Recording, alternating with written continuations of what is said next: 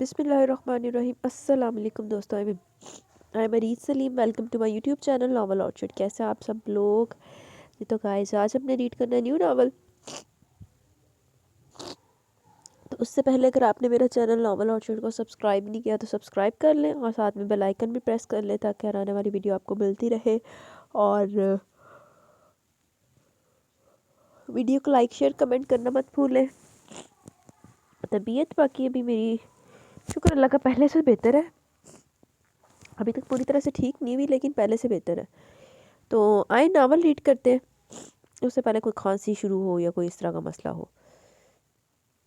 इस सुरख मजबूत ईंटों से बनी ऊंची पुरानी तर्ज की बोगनवेलिया के दरमियान घिरी हवेली के कच्चे बड़े से सहन में, जहाँ इर्द गिर्द खासी तादाद में फल फूल और मुख्तलिफ सब्जियाँ कसरत से लगी हुई किसी खेत का मंजर पेश कर रही थी। इसके मगरबी हिस्से में लगे नीम के दरख्त के नीचे बेजी अपना हाथी दांत का बना मजबूत पाए वाला तख्त बिछाए बुराक गाँव तकिए से टेक लगाए सर पर सफ़ेद चादर ओढ़े तस्बीह में मसरूफ़ थी, जबकि इनकी दोनों बहुएं दिलशाद बेगम और सुल्ताना बेगम लाइन से सहन में रखी चारपाइयों पर रखे लिहाफों को तय कर रही थी। साथ साथ बातें भी करती जा रही थी। सेन के कोने में बने सेन के कोने में बने कदीम और जदीद इम्तिजाज के किचन में मिशाल हिल हिल कर आटा गूंथती नाजिया को आमलेट गोल बनाने की तरकीब समझा रही थी, जबकि जहानान मुसलसल हिलती मिशाल के बीच में मुख्तलिफ हदायत देता गुस्सा दिलाने की नाकाम कोशिश कर रहा था। किचन के सिंक पर बर्तन धोती मासी नूरा मुसलसल कोई टप्पा गुनगुना रही थी, जब अचानक ही उमैद मुबीन के ऊंचे मजबूत सरापे को सामने देखकर सब वहीं थम गए। भाई, चाचा और अब्बा जी को बुला ला, नाश्ता तैयार है, मिशाल ने जल्दी से कहा। वो दोनों अंदर कमरे में इंतजार करें और मुझे ऑमलेट तुम बना कर देना। तवे पर डाले मलगूबे को देखकर इसने मिशाल को हिदायत दी तो नाजिया का मुंह लटक गया और हनान की बातें खिल गई। ज़्यादा खुश होने की ज़रूरत नहीं, भाई नहीं खाएंगे तो तुम खाओगे। नाजिया को इसकी मुस्कुराहट जहर लगी। मुझे खबर है कि मुझे ज़िंदगी खुशबूदार गोल और प्यारा ऑमलेट ही मिलेगा। हनान ने मुस्कुराती नज़रें सुगड़ मिशाल पर डाली जो जल्दी जल्दी पराठे बनाने में मसरूफ़ थी। अरे मिशाल, नाजिया, जल्दी हाथ चलाओ, भाई जी और तुम्हारे अब्बा जी इंतज़ार कर रहे हैं। लस्सी नमकीन बनाना उमैद पुत्र के लिए। दिलशाद बेगम अपना भारी भरकम वजूद समेटती हुई आई तो दोनों के हाथ तेजी से चलने लगे। मासी नूरा ने दोबारा कोई टप्पा शुरू कर दिया, जबकि हनान भी इसका साथ देने की कोशिश करने लगा। हनान, ख्वाम खा मुमैद भाई से डांट मत खा लेना, अंदर जाकर बैठो, मिशाल ने इसकी तेज़ आवाज़ पर टोका। इनका संजीदा और खौफसूरत चेहरा देखने से कहीं ज़्यादा दर्जा बेहतर है कि मैं तुम्हारी प्यारी। हनान, फजूल बातें मत करो और ये पराठे अंदर लेकर जाओ। इससे पहले कि नाजिर मासी नूरा के सामने कुछ उल्टा सीधा बोलता, मिशाल ने जल्दी जल्दी तवे से सुरख सेंके हुए पराठे चंगेज़ में डालकर इसे थमाए। जानिए उमैद भाई कब सहरा सजाएंगे? जो हमारा नंबर आए। पिछले 7 सालों से मंगनी पटर खा रखा है। वो बड़बड़ाते हुए चंगेज़ लेकर अंदर कमरे की सिमत पड़ गया, जहाँ सब बैठे हुए जाने कौन से मसले पर बहस कर रहे थे। मेरे पुत्र की लस्सी। दिलशाद बेगम ने सवालिया नजरें उठाई कि पुत्र के मजाज से सभी वाकिफ थे। ला रही है मासी नूरा। बेटा, मैं भी हूँ आपका, मगर बाहर दरवाजे से जोरदार दस्तक की आवाज़ ने इसका शिकवा अधूरा छोड़ दिया। इतनी सुबह जोरदार दस्तक पर बेजी ने रब खैर करे कहकर दिल पर हाथ रखा।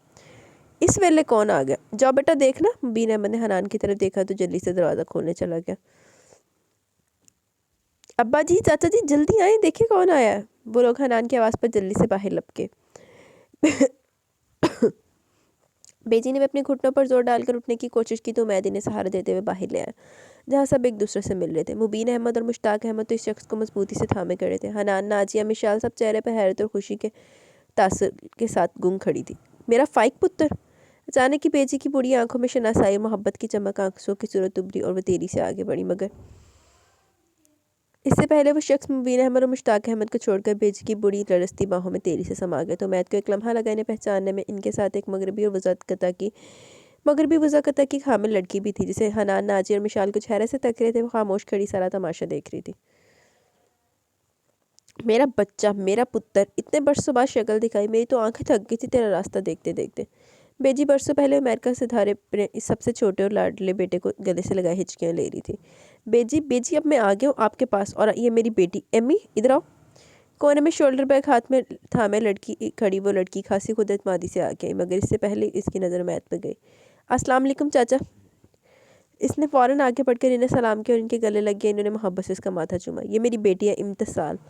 मैं एमी कहता हूँ। एमी उमैद है मुबीन भाई का बेटा। इन्होंने इसे गले लगाते हुए अपनी बेटी का तारुफ करवाया। ब्लैक जीन्स पर हाफ स्लीव शर्ट्स बगैर किसी दुपट्टे या स्कार्फ के ज़रा ना भाई थी।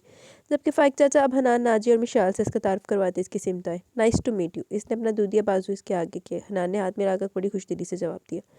मी टू। बगैर हाथ आगे बढ़ाए उमैद ने मेहमान समझते हुए जवाब दिया, जबकि दिल चाह रहा था कि इसे भी घर से बाहर निकलते। मगर सुल्ताना बेगम इसको अपने साथ लगाए अंदर की तरफ बढ़ गई और साथ ही मिशाल, हनान और नाजिया भी चले गए। तो थोड़ी थोड़ी स्टोरी ਉਹਦੇ ਵਗਰੀ नहीं लग रही शाजर ते मिसाल वाली, उधर दी लग रही थोड़ी थोड़ी। इतने अरसे बाद फाइक मुश्ताक अहमद ने खुशगवार अंदाज में भाई से सवाल किया, जबकि बेजी गुमसुम पोती का हुलिया मुलाहिजा कर रहे थे। बस भाजी, अपनी मट्टी में बड़ी कशिश है। इस खुशबू ने हमेशा बेचैन रखा। जब ही सारी जवानी गुजारा है पराए देश में। बेजी ने कनपट्टियों से सफ़ेद होते बालों पर नजर डाली। छोड़ें बेजी पुरानी बातों को, आओ सब अंदर बच्चों के पास चले। मुबीन अहमद सबको लिए गोल कमरे की तरफ बढ़ गए, जहाँ वो सब बैठे एमी का इंटरव्यू कर रहे थे और वो मुस्कुराते हुए जवाब दे रही थी।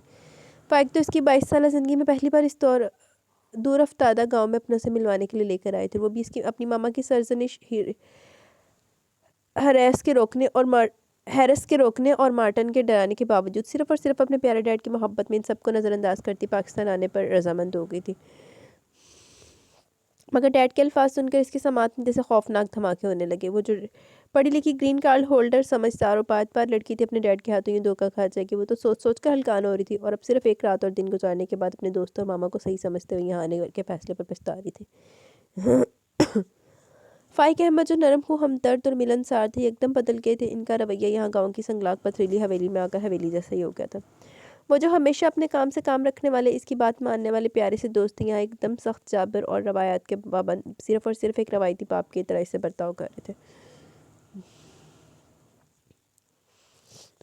वो हैरान परेशान अपनी पूरी आंखें फैलाए डैड का सख्त कीर अंदाज देखते हुए बोलने की कोशिश करी थी। डैड, इट्स नॉट फेयर, ये ज्यादती है। इसने हिम्मत का दामन पकड़ते हुए कहा। बस, इट्स माई डिसीजन।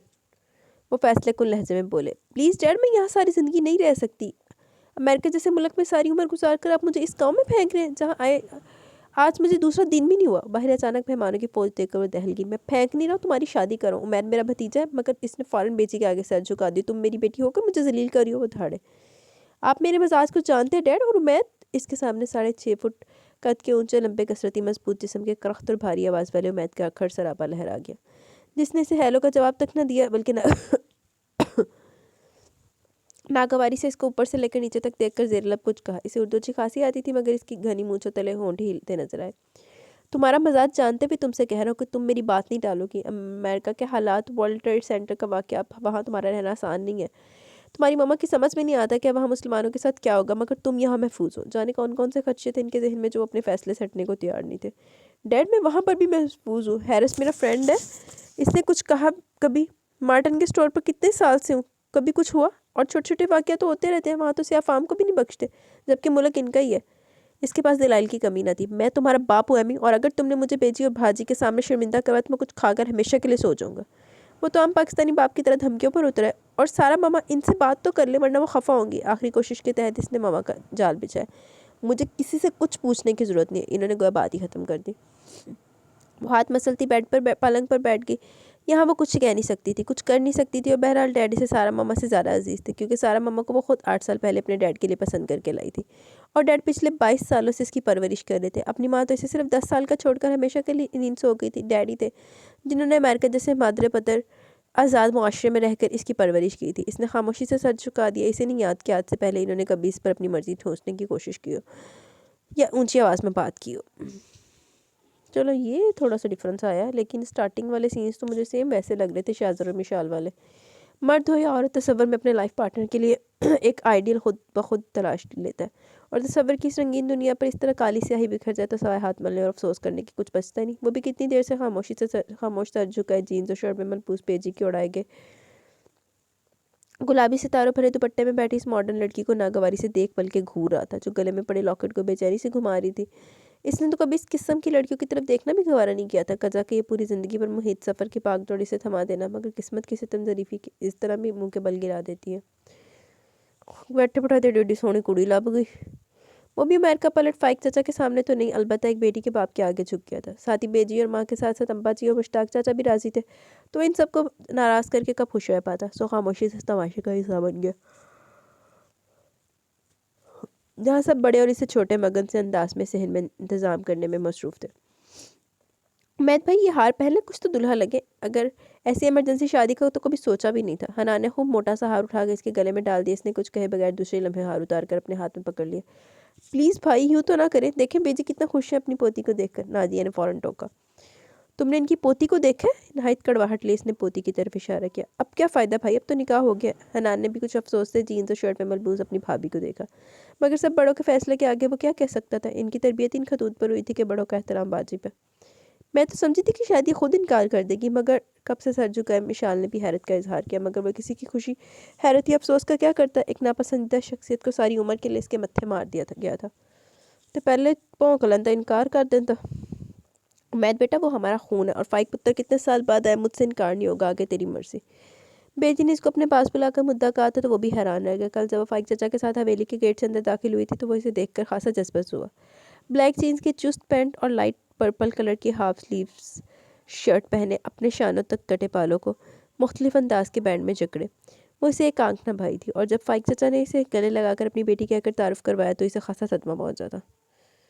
اسے کیا خبر تھی کہ یہ ناپسندیدہ ڈھول اس کے گلے میں پڑ جائے گا، اور اس کے تصور میں تو شرمیلی سی نظریں جھکائے لمبے بال اور سر پر دوپٹہ لیے ہوئے لڑکی کا سراپا تھا جو چھوئی موئی کی طرح ہو۔ بالکل اچانک ہی بڑوں نے فیصلہ کر کے محلے کے چند معززین کو بلا کر ان کا نکاح پڑھوا دیا۔ فائق چاچا نے اسے گلے لگا کر خوب پیار کیا، ان کی آنکھیں نم ہو رہی تھی جسے وہ بار بار جھپک رہے تھے۔ میری بیٹی اب تمہارے حوالے، عمید، تھوڑی لاڈلی اور ضدی ہے مگر بہت اچھی ہے، تم میرا مان رکھنا۔ وہ کتنا ہی ناخوش تھی مگر بے حس نہیں تھا کہ ایک باپ کی نم آنکھ اور التجا کو ٹھکرا دیتا۔ چاچا جی آپ کو مان توڑ کر میں خود بھی اپنی نظروں میں گر جاؤں گا، اس نے ان کے ہاتھ کو تھام کر انہیں دلاسا دیا۔ ارے فائق یہ میری اولاد نہیں، تمہارا ہی بیٹا، بے فکر ہو، امتثال میری ناجیہ کی طرح۔ مبین نے آگے بڑھ کر بھائی کو گلے لگا لیا۔ دیکھنے نا بات چکنہ ناجیہ وہ رکھ دیو۔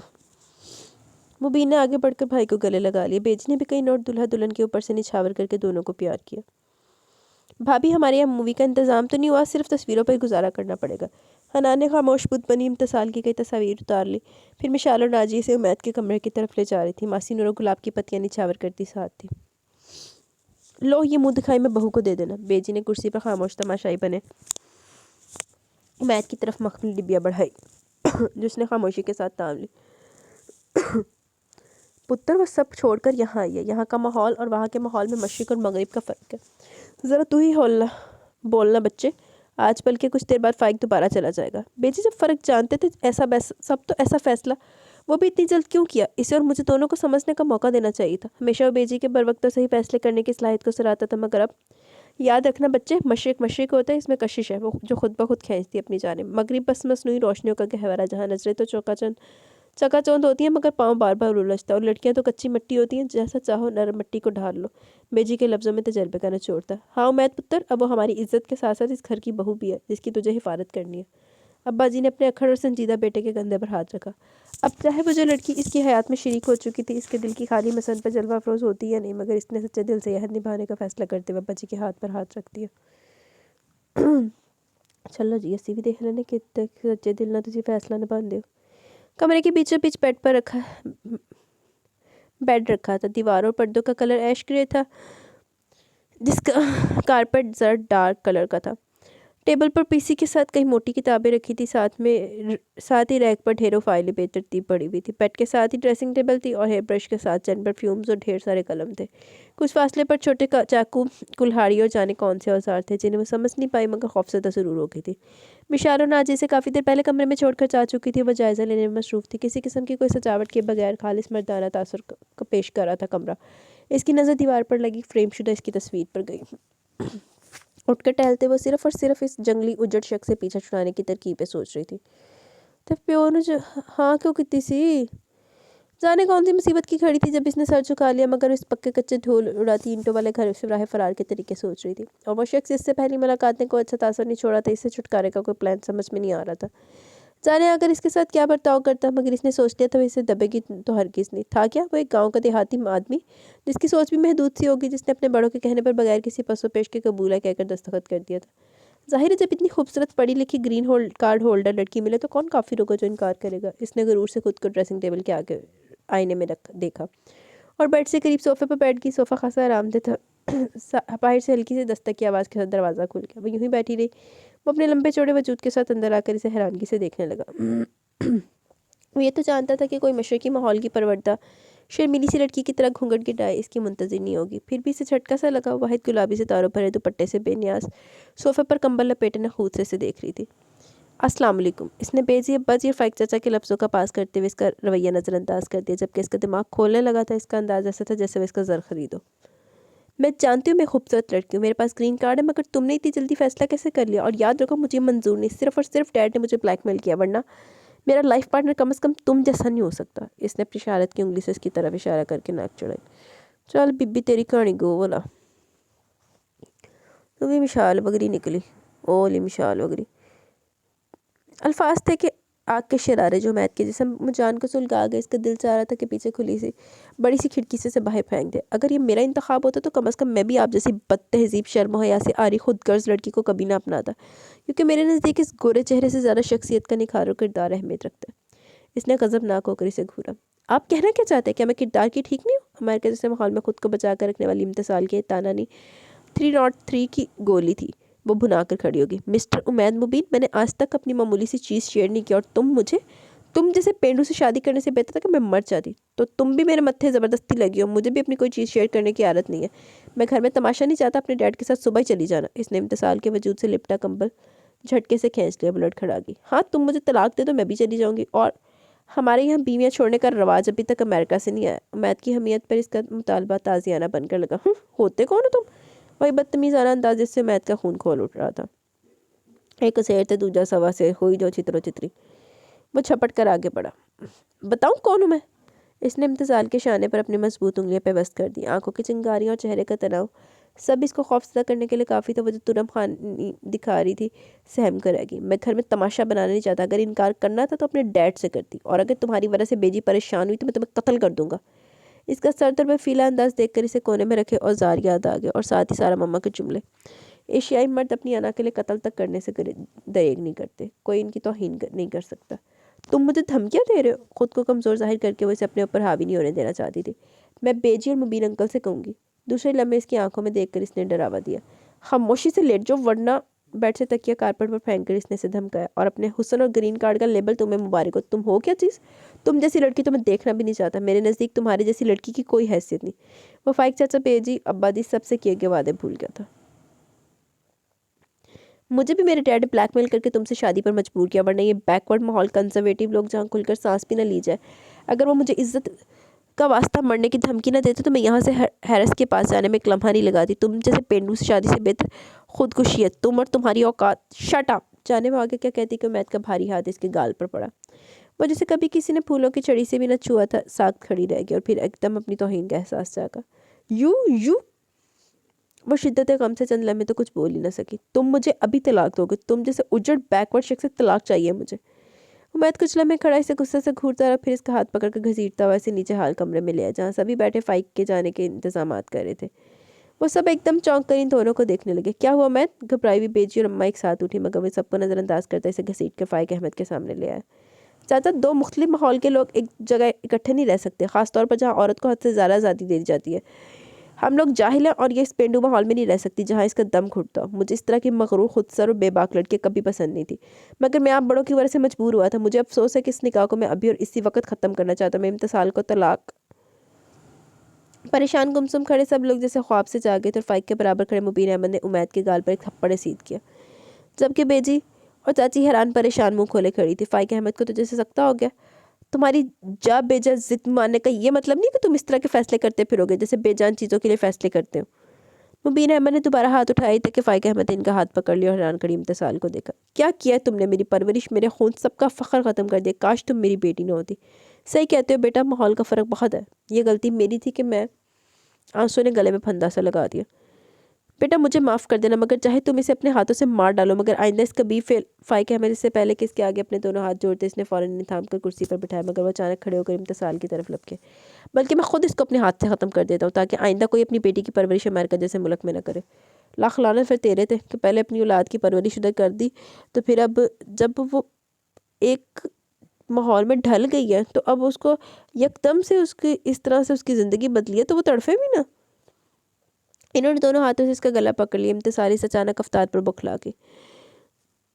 حنان، مشتاق احمد اور دلشاد بیگم ایک ساتھ جلدی سے آگے بڑھی، میں گرین پر گویا جنون سوار تھا۔ عمید نے بن کا ہاتھ تھامنا چاہا۔ کیا کرتا ہے فائق پتر، چھوڑ اسے، جان لے گا کیا؟ بیجی نے اپنے کمزور ہاتھوں سے بمشکل انہیں الگ کرنا چاہا تو فائق احمد نے ایک تھپڑ امتثال کے گال پر مارا اور پیچھے ہو کر ہانپنے لگے۔ امتثال کی سسکیاں پورے کمرے میں گونجنے لگی۔ عمید اللہ کچھ پریشان اور شرمندہ سا سر جھکائے کھڑا تھا۔ حنان، مشال اور ناجیہ دلشاد بیگم سلطانہ بیگم کے پیچھے یوں چھپے تھے جیسے بھوت دیکھ لیا۔ مبین احمد سر تھام کر صوفے پر گر سکے۔ مشتاق احمد نے ہمت کر کے فائق احمد کو کندھے سے پکڑ کر بیجی کے ساتھ بٹھا دیا۔ پورے ماحول پر ایک گمبھیر سناٹا چھایا ہوا تھا جسے امتثال کی سسکیاں توڑ رہی تھی۔ امید، جاؤ دلہن کو کمرے میں لے کر جاؤ۔ بیجی کی تحکم بھری آواز نے اس سناٹے کو توڑا۔ جاؤ پتر، امید کے ساتھ۔ مشتاق احمد نے بڑے پیار سے آنسو بہاتی امتثال کو مخاطب کیا تو وہ سسکتی ہوئی پلٹی۔ تم بھی جاؤ۔ ساکھ کھڑے امید کو مبین احمد نے گویا حکم دیا تو وہ یوں ہی سر جھکا اس کے پیچھے پیچھے سیڑھیاں چڑھ گیا۔ امید تو بیڈ پر سر پکڑ کر خاموش بیٹھ گیا اور وہ کمرے کے درمیان کچھ دیر کھڑی رہی، پھر نیچے پڑے تکیے پر سر رکھ کر کروٹ کے بل لیٹ گئی۔ اپنی توہین اور تذلیل پر اس کے اندر عجیب سی بغاوت پیدا ہو رہی تھی۔ اس کے آنسو مسلسل بہہ رہے تھے۔ دو مختلف ماحول کے لوگ ایک خوبصورت رشتے میں بند کر بھی اجنبی بلکہ ایک دوسرے کے دشمن بن گئے تھے۔ جانے والدین بچوں کو مکمل آزادی دے کر زندگی کے سب سے اہم معاملے میں ان کی رائے کو اہمیت کیوں نہیں دیتے؟ وہی تو بات ہے نا، اگر اتنی اس کو آگ لگی ہوئی تھی کہ میں نے اپنی بیٹی اپنوں میں دینی تھی تو پھر جب اس کی بیوی مر گئی تھی تو پھر آپ بھی مر جاندہ پاکستان آ کے پڑے پنڈ جو مردہ آ کے تو اتھے رہ دا تو پھر اپنی بیٹی کی شادی بھی کر دیتا ادھر، لان دیجیے نہ ہوئے دے۔ روشن و چمکدار سورج بڑی سی کھلی کھڑکی سے نکیلی کرنیں اس کی روئی مندی آنکھوں پہ چبھ ہو رہا تھا۔ اس نے بھاری ہوتا اپنا سر بمشکل اپنے ہاتھوں میں تھام کر اپنے سن سے وجود کو گھسیٹ کر بٹھایا۔ وہ روتے روتے سو گئی تھی، ذہن کے جاگتے اس کو ایک ایک کر کے سارے منظر یاد آنے لگے، ساتھ ہی آنسو دوبارہ روانی سے بہنے کو تیار ہو کے۔ اس نے گردن موڑ کر بیڈ کی طرف دیکھا، وہاں وہ شخص موجود نہیں تھا جس سے اس کو شدید نفرت کا احساس ہو رہا تھا، جس کی وجہ سے اس کی زندگی میں آنسو اور غم آئے تھے، جس کی وجہ سے ذلت، حقارت اور تذلیل کا احساس ہوا تھا۔ اور فائق احمد یقیناً اس سے ملے بغیر ہی اتنی دور اسے ان ظالموں کے پاس چھوڑ کر چلے گئے تھے۔ اس نے اپنے دکھتے سر کو آہستگی سے دبایا تو اس کی نظر دیوار پر لگی اس کی تصویر پر پڑی۔ میں نے بھی اگر تمہیں زچ نہ کر دیا امید مبین احمد تو میرا نام نہیں، تم خود ہی مجھے چھوڑنے پر مجبور ہو جاؤ گے۔ اس نے اس کی فریم شدہ مسکراتی تصویر کو دیکھ کر ایک عزم کیا اور اٹھ کر واش روم میں گھس گئی، اپنی جلتی آنکھوں پر پانی کی چھینٹیں ڈالتی خود کو پرسکون کرنے کی کوشش کرتی رہی۔ باہر دروازے پہ دستک ہوئی تو وہ چونک گئی۔ بھابی یقیناً کوئی اسے آواز دے رہا تھا۔ وہ نل بند کر کے باہر آ گئی۔ ناشتہ یہاں لے آؤں یا ہمارے ساتھ کریں گی؟ ناجیہ نے آہستگی مگر بے حد خلوص سے پوچھا۔ مجھے بھوک نہیں، رونے اور سو کر اٹھنے کی وجہ سے اس کی آواز بھاری ہو گئی تھی۔ پلیز بھابی، ہم لوگ آپ کا انتظار کریں، بیجی نے بھی کچھ نہیں کھایا۔ میں کوئی وی آئی پی گیسٹ نہیں ہوں جس کا انتظار کر رہے ہو تم لوگ۔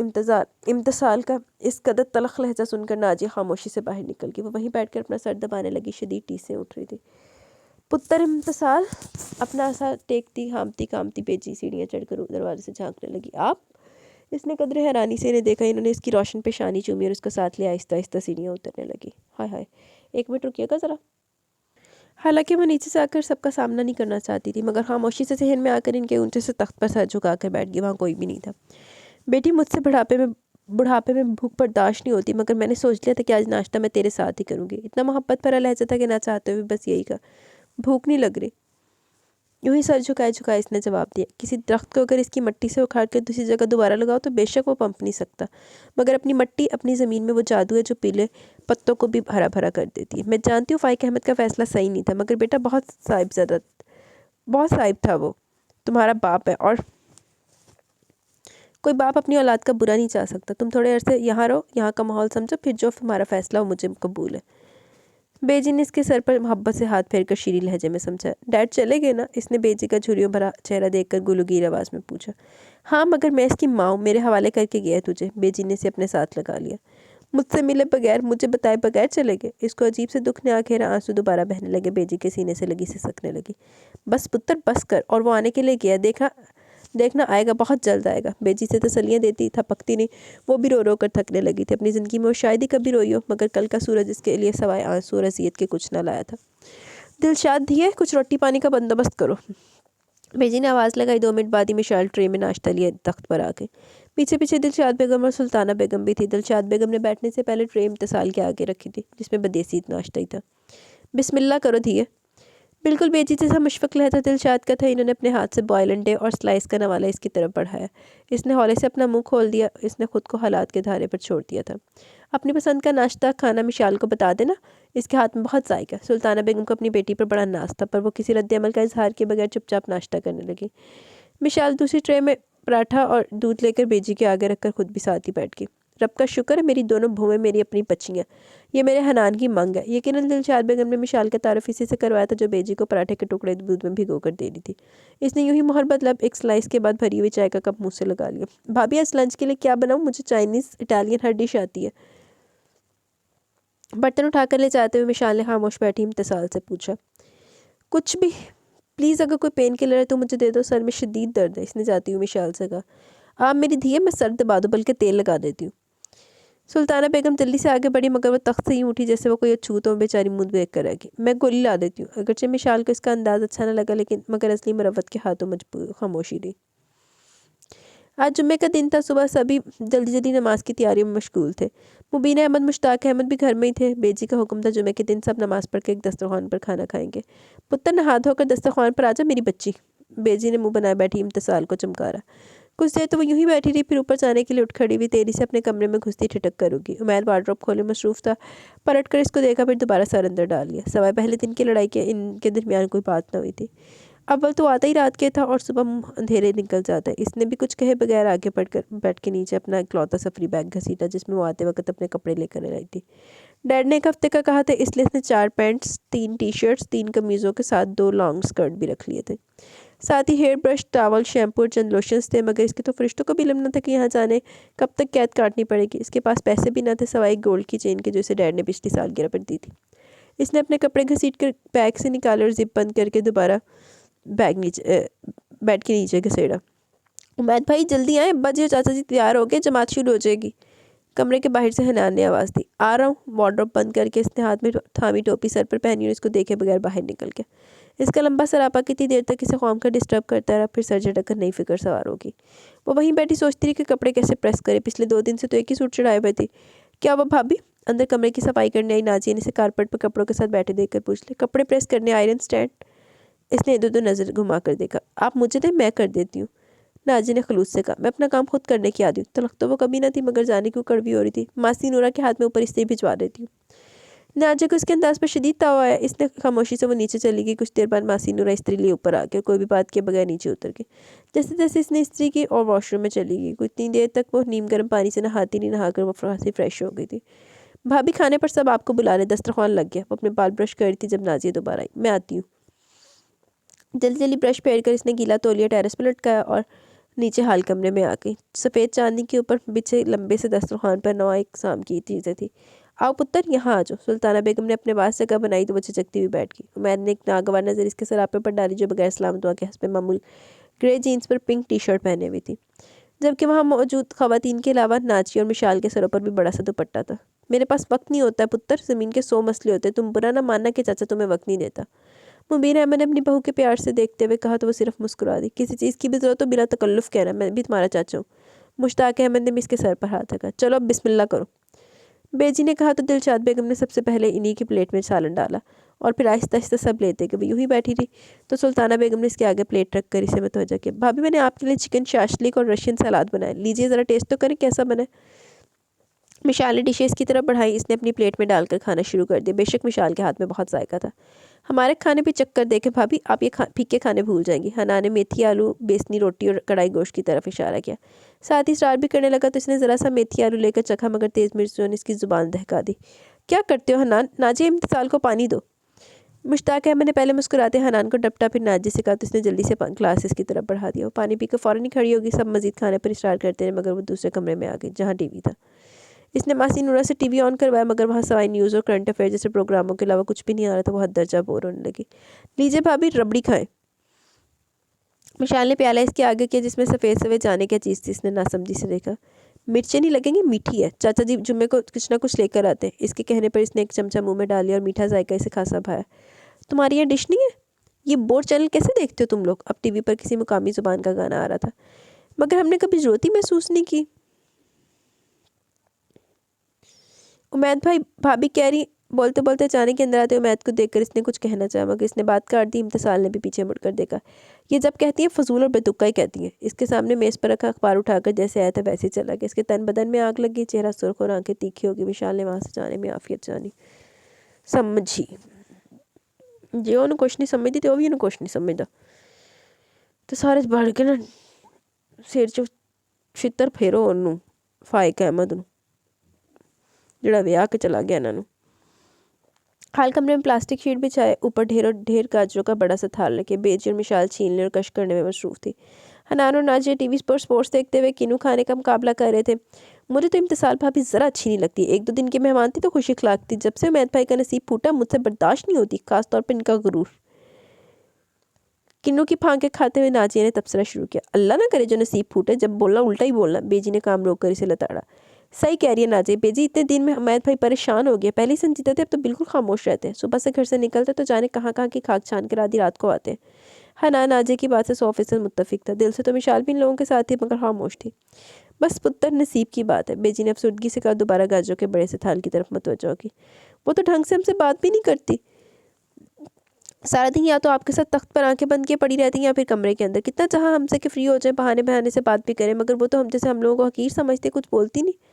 ناجیہ بیچاری 2 دن سے کالج سے چھٹی کر کے اسے کمپنی دینے کی کوشش کری تھی مگر اس کی سرد مہری کے آگے ناکام ہو گئی۔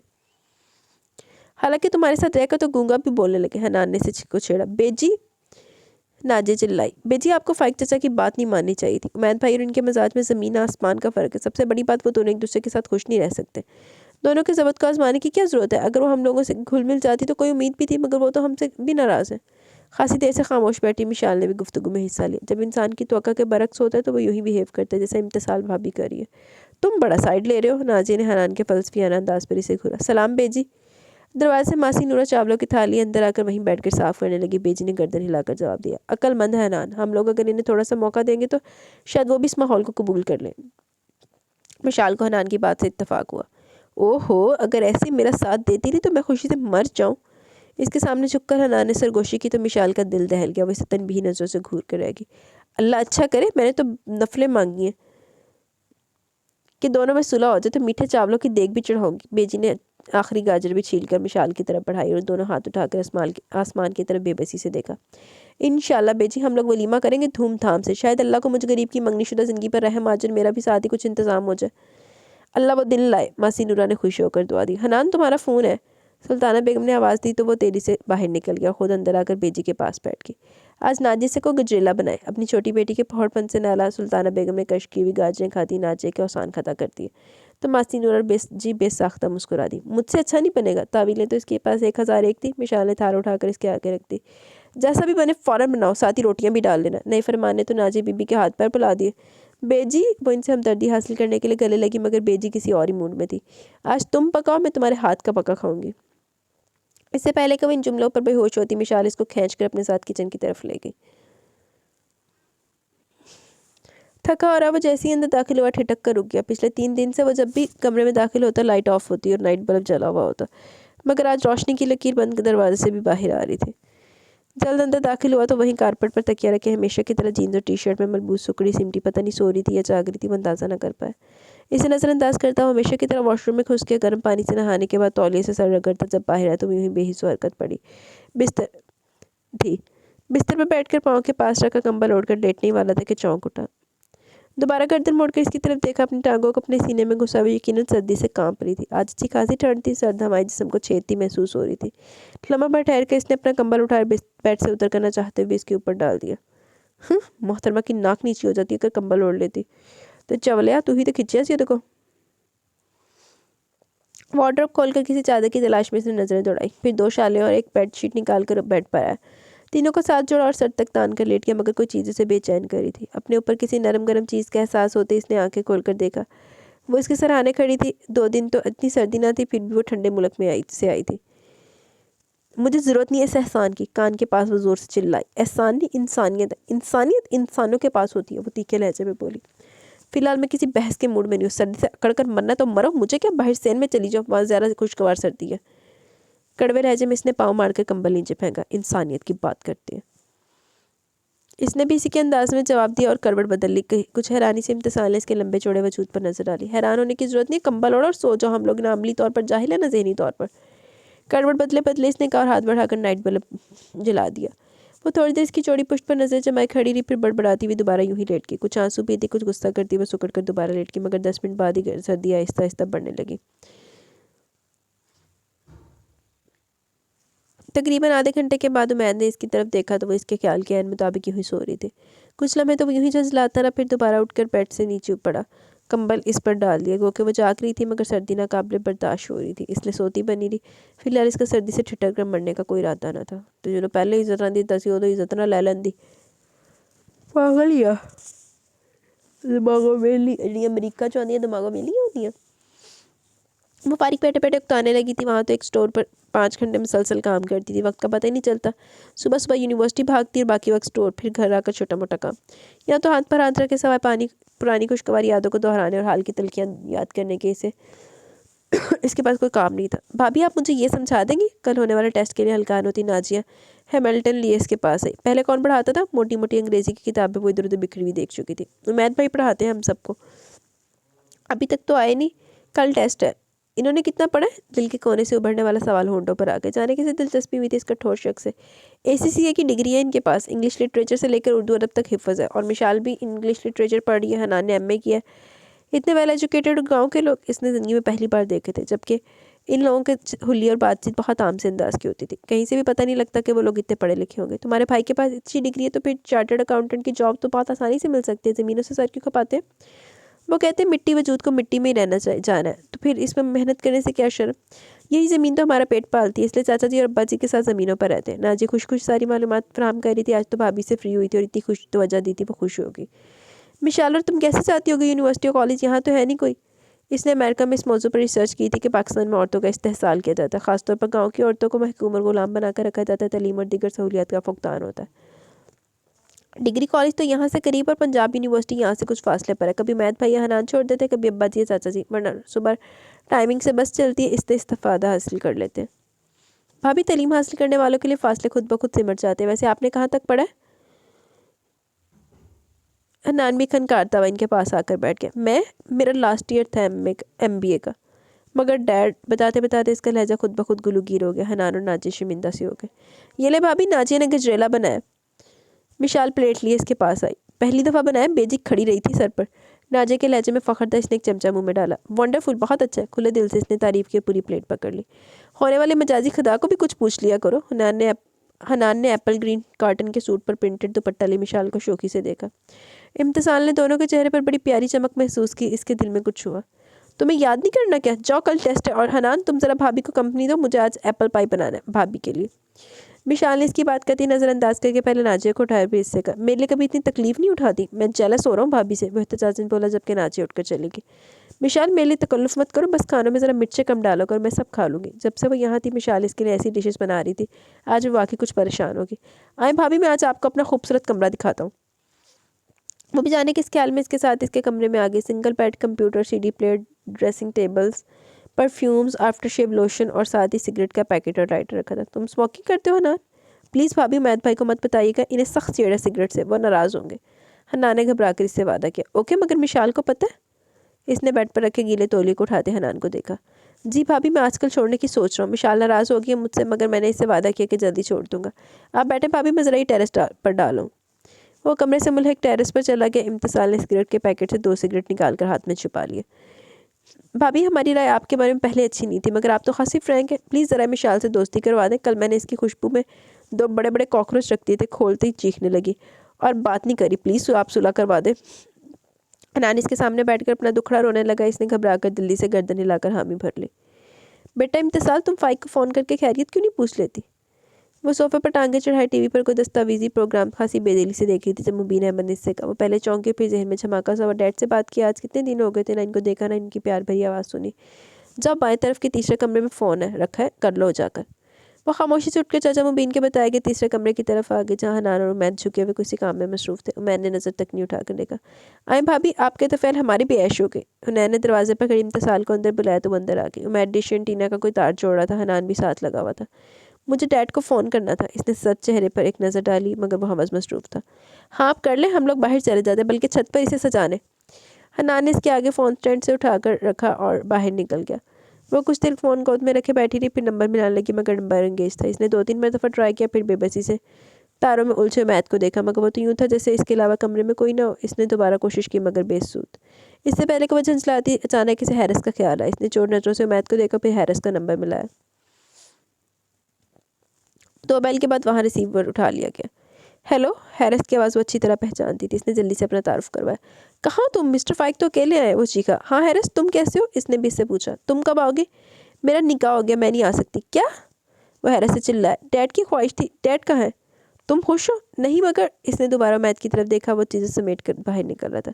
میں انتظار کر رہا ہوں تمہارا۔ میں کیسے آؤں؟ میرا نکاح ہو چکا۔ امریکن ایمبیسی فون کر کے بتاؤ تمہارے پاس گرین کارڈ ہے، اس طرح تمہیں کوئی زبردستی نہیں رکھ سکتا۔ وہ حیرت سے اپنی عقل پر ماتم کرنے لگی، بھلا اس کو کیوں اس بات کا خیال نہیں ہے؟ وہ تو بہت آسانی سے یہاں سے پیچھے چھڑا سکتی ہے، وہ مسرور سی ہوگی۔ حیرت سے بات کر کے اس کی بڑی مشکل حل ہو گئی تھی۔ اس نے گنگناتی ہوئی باہر کمرے سے باہر نکلی۔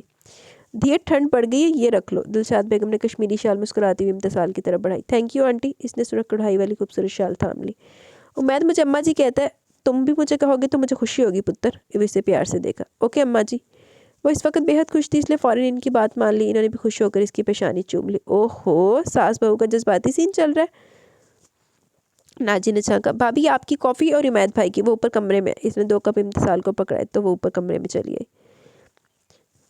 اتوار کے دن صبح ہی ان لوگوں کا پروگرام فارم ہاؤس جانے کا تھا، جس کی تیاریاں صبح سے ہو رہی تھی۔ کچن میں مشال، ناجی اور ماسی نورا کے ساتھ مختلف ڈشز بنا رہی تھی۔ حنان بیجی کو راضی کر رہا تھا کہ آپ بھی ہمارے ساتھ چلیں۔ وہ اپنے گھٹوں کی تکلیف کا اظہار کر رہی تھی۔ دلشاد بیگم اور سلطانہ بیگم دونوں پہلے معذرت کر چکی تھی۔ امید، مبین احمد، مشتاق احمد دونوں کو گاڑی میں بٹھا کر انہیں لینے اندر آیا، جہاں امتسال بھی خوش خوش کھڑی تھی۔ جلدی کرو حنان، سارا سامان اٹھا کر گاڑی میں رکھو۔ حنان مشال سے چیزیں لے کر باہر نکل گیا۔ امید نے بھی کئی چیزیں سنبھالی اور بیجی کو خداحافظ کیا تھا باہر نکلا۔ پیچھے پیچھے مشال، ناجی ابھی اپنی بڑی سی چادر سے سر سے پاؤں تک اوڑھ کر اس کے پیچھے تھی۔ امتسال بھی حال میں فلاسک لیے ان کے ساتھ تھی۔ امید نے گاڑی آگے بڑھائی۔ اس سے پہلے کبھی فارم ہاؤس گئی ہو امتسال بیٹا؟ مشتاق احمد نے باہر جھانکتی امتسال سے پوچھا۔ نہیں انکل، اصل میں کبھی اسٹور اور یونیورسٹی سے ٹائم ہی نہیں ملتا تھا۔ آج دیکھنا تمہیں کتنا مزہ آئے گا، وہاں ایک گیسٹ ہاؤس بھی ہے۔ انکل آپ لوگ بھی گھومنے جا رہے ہیں ہمارے ساتھ؟ ہر وقت کام میں مصروف مشتاق احمد اور مبین احمد سے اس نے قدرے حیرت سے پوچھا۔ نہیں بیٹا، گھومنا کیا، وہاں کے لوگوں کے کچھ مسائل ہیں، انہیں حل کرنا ہے۔ بے وقوفانہ سوال کا جواب بھی مبین احمد نے ہنس کر دیا، جبکہ مشال بے ساختہ مسکرائی۔ لمحہ بھر کے لیے امید نے بھی نظر اٹھا کر اس کا جھیپا ہوا چہرہ دیکھا۔ تھوڑی دیر بعد وہ لوگ بہت خوبصورت اور ہرے بھرے علاقے میں پہنچ گئے۔ دور دور تک ہریالی پھیلی ہوئی تھی۔ مبین احمد اور مشتاق احمد تو کچھ دیر بیٹھ کر اور چائے پی کر آگے پیدل ہی چلے گئے، جبکہ وہ لوگ ادھر ادھر گھومنے لگے۔ ناجی اور حنان کی مسلسل چلتی زبان انہیں بے ساختہ مسکرانے پر مجبور کر رہی تھی۔ وہاں سے امرود اور کنو توڑے؟ ناجیہ نے پھل دیکھ کر للچائے ہوئے لہجے میں پوچھا۔ فضول حرکتیں مت کرو، مشال نے ٹوکا مگر وہ امتسال کو آنکھوں سے اشارہ کرتی اس کے ساتھ درختوں کی طرف بڑھ گئی۔ امتسال اور نادیہ مالٹے کے درخت کے پاس پہنچ کر مالٹے گننے لگی، پھر امتسال نے درخت پر چڑھنا شروع کیا۔ بھابھی یہ والا توڑے۔ ناجی نے اوپر چڑھی امتسال کو بڑے سے مالٹے کی طرف متوجہ کیا تو اس نے ہاتھ آگے بڑھا کر اسے توڑا اور اس کے پاس نیچے پھینکا، پھر وہ خود بھی نیچے اتر آئی۔ آگے جا کر امرود توڑے، کچھ کھائے۔ امتسال ابھی تصویریں کھنچوانے کا سوچ رہی تھی کہ مشال نے ساری چیزیں وہیں درخت کی چھاؤں میں رکھ کر اسے آوازیں دی۔ بھابھی گودام سے امید بھائی کو بلا لائیں، آپ کی رائٹ سائڈ پر جو دروازہ ہے۔ ان دونوں کے درمیان اتنے اچھے سفارتی تعلقات تو نہ تھے، لیکن پھر بھی اس نے گیٹ کے اندر جا کر جھانکا۔ ڈھیر ساری بوریوں کے بیچ وہ کسی آدمی سے محو گفتگو تھا۔ وہ آدمی بڑے سے ترازو کے پلڑے میں موٹا سا باٹ رکھے بوریاں تولتا جا رہا تھا۔ وہ اشتیاق سے آگے آئی، جہاں وہ جھک کر چاولوں کے ڈھیر پر ہاتھ مارا تھا۔ اسے دیکھ کر وہ چونک گیا۔ سلام بی بی۔ اس کے سامنے آتے ہی شخص نے فوراً سے سلام کیا۔ تم، کیا ہوا ہے؟ چھوٹے چھوٹے سرخ پھولوں والا لانگ بلیک اسکرٹ اور اس نے پہلی دفعہ پہنا تھا۔ بال حسب معمول کھلے تھے۔ سرخ و سفید چہرے پر خوشی کے تاثرات تھے، جبکہ براؤن آنکھوں میں اشتیاق کا جہان آباد تھا۔ اس نے نظر چرا لی، دل کم بخت جانے کیا فرمائش کرنے لگا تھا۔ تم جاؤ فیض محمد، منشی سے کو رجسٹر لے کر آئے۔ امید کے کہنے پر فیض محمد اٹھ کر دوبارہ سلام کرتا چلا گیا۔ مشال کہہ رہی ہے لنچ ٹائم ہو گیا۔ کہہ دے کہ اس نے جھک کر چاولوں کے ڈھیر میں ہاتھ مارنا چاہا، مگر جانے کیسے پاس بیٹھے امید کی آنکھ میں اس کی انگلی لگ گئی۔ امید نے جلدی سے ہاتھ اپنی بائیں آنکھ پر رکھا۔ سوری، وہ گھبرا کر اس نے اس کی طرف دیکھا۔ اس نے جلدی سے ہاتھ میں پکڑا ٹیشو اس کی طرف بڑھایا۔ محبت کی آنکھ میں حسین سپنے آ بسے تھے، بس ایک لمحے کی بات تھی۔ اگر چادر یا دوپٹہ نہیں اوڑھ سکتی تو کم از کم گلے میں اسکارف ہی ڈال لیا کرو۔ اس کے خوبصورت سراپے کو دیکھتے ہوئے اس نے ٹیشو پیپر لے لیا تو وہ لمحے بھر کے لیے سٹپٹا گئی۔ آج تک کبھی کسی نے نہیں ٹوکا تھا اور اسے نہیں یاد کہ کبھی اس نے دوپٹہ اوڑھا۔ تم چلو، میں آتا ہوں۔ इसको खामोश देख कर इसने आहिस्ती से कहकर इसे जाने का इशारा किया। किसी ख्वाहिश ने इसका हाथ भी थामा था। वो फ़ौरन ही मुड़ी थी मगर चीख मारकर इसकी चौड़े शाने से लगी। वो भी हवास पाख्ता मुड़ा। क्या हुआ? इसके खौफजदा चेहरे को देखकर तशवीश से पूछा। फिर इसकी निगाहों की सिम देखने लगा। फर्श पर 3 मोटे मोटे चूहे इकट्ठे नीचे बैठे अनाज नोश फरमा रहे थे। उमैद के लबों पर बेसाख्ता मुस्कुराहट रेंगे। इनसे डर गई? इसके शानों को मजबूती से पकड़े इम्तिसाल को खिफ़्फ़त का एहसास हुआ। जल्दी से हाथ नीचे गिरा लिया मगर कदम आगे नहीं बढ़ाए। आओ मैं छोड़ दूँ, इनका भी लंच टाइम है। उमैद इसका हाथ थाम कर आगे निकलने लगा तो वो भी कुछ खौफजदा से इसके चौड़े वजूद के पीछे दुबकी तेरी से बाहर निकल गई। दूर से मिशाल और हनान ने दोनों को हम कदम देखकर दुआ मांगी कि इनके उम्र भर के साथ की। अच्छा जी। वो बगैर पलके झपकाए चेहरे पर तहैये लिए इस मतन को समझने की कोशिश कर रहा था। जब समझ में आया तो इसको लगा कि इसकी शरियानों में खून की जगह शरारे दौड़ रहे हो। तेज तेज कदम उठाता वो अंदर दाखिल हुआ जहाँ वो हमेशा की तरह कारपेट पर विराजमान सामने टीवी पर अंग्रेजी फिल्म देखने में महव थी। खटके पर चौंक कर इसकी सुर्ख अंगारा चेहरे और तीखे चतून को देखा। ये तुमने एम्बेसी कॉल की थी? वहाँ से खत जिसमें इसे बेहबस पेजा में रखने, बगैर रजामंदी के निकाह करने और जुल्म और सितम के पहाड़ काटने जैसे इल्ज़ामात की बारिश थी। इसकी गोद में फेंका। इसने पहले इसको देखा, फिर गोद में रखे लिफाफे में सफ़ेद कागज़ निकाल कर पढ़ने लगी। इतनी जल्दी की तो इसे उम्मीद तक न थी। परसों रात को तो इसने कॉल की थी और आज सुबह सुबह इसकी रहाई के ऑर्डर आ गए थे। साफ लिखा था कि अगर मिस्टर उमैद बिन अहमद ने इम्तिसाल फ़ाइक अहमद को इसकी इजाज़त के बिना ज़बरदस्ती रखने की कोशिश की तो इसके खिलाफ कानूनी कार्रवाई की जाएगी। लिहाजा इसे जल्द से जल्द अमेरिका पहुँचा दिया जाए। कहो तुमने ऐसा क्या देखा यहाँ? कौन से हबस पेजामे हो तुम? और मैंने कब तुम्हें बांध कर रखा? मैं तो इसी दिन इसी वक्त तुम्हें छोड़ने को तैयार था। तुम हमें अदालत में लेकर जाओगे? तुम्हें जाना ही था तो बेजी के किए गए वादे की लाज रख लेती। वो तुम्हें खुद पहुंचा कर आती। मगर तुम। इसे खुद समझ में ही नहीं आया था वो क्या कहना चाहता है। मेरी बात सुनो। मैं इस गलत तने चेहरे गुस्से में देख भरा वजूद देख कर वो सटपटा गई। जल्दी से आगे अपनी जगह से खड़ी होगी। चलो फौरन निकलो। वो तेरी से बेड की तरफ आया। झुककर इसका इकलौता सफरी बैग खींच कर निकाला। इसका ब्रश तौलिया डालकर अंदर लाकर इसके अंदर ठूसा वार्डरोब खोलकर दराज खींची। इसमें खासी रकम निकाल कर अपने वॉलेट में रखी। फिर इसकी तरफ आया और हैरान परेशान खड़ी इम्तिसाल का हाथ खींचने लगा। क्या कर रहे हो? इसने अपना हाथ छुड़ाना चाहा मगर राहनी गिरफ्त पलट खड़ा की। अभी और इसी वक्त चलो एयरपोर्ट में। अभी तुम्हें छोड़ कर आता हूँ। तुम्हारी सारी लापरवाहियाँ मैंने सिर्फ फ़ाइक चचा की वजह से बर्दाश्त की है। तुम्हारी ज़ुबान, तुम्हारी बदतमीज़ी। मगर अब वो इसे खींचता हुआ सीनियाँ उतरने लगा। मासी नूरा ने हैरान होकर सीनिया पर झाड़ू देना छोड़ दी। कहाँ लेकर जा रहा है? तख्त पर बैठी बेजी इसकी तरफ लपकी। नाजिया ने घबराकर माँ को आवाज़ देना शुरू कर दी। क्या हुआ उमैद भाई? मिशाल ने रोती हुई इम्तिसाल को घसीटते उमैद से पूछा। क्या कर रहे हो उमैद? दिलशाद बेगम शोर में जल्दी से बाहर आई मगर तमाशा देखकर वहीं रुक गई।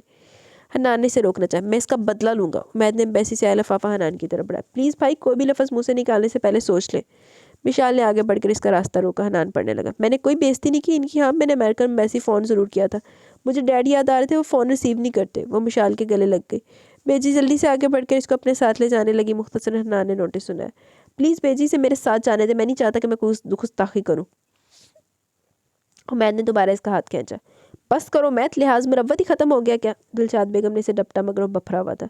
ठीक है, जो करना करे। जब अदालत से नोटिस और गेट पर पुलिस आएगी तो बेइज्जती आप लोग बर्दाश्त कर सकेंगे?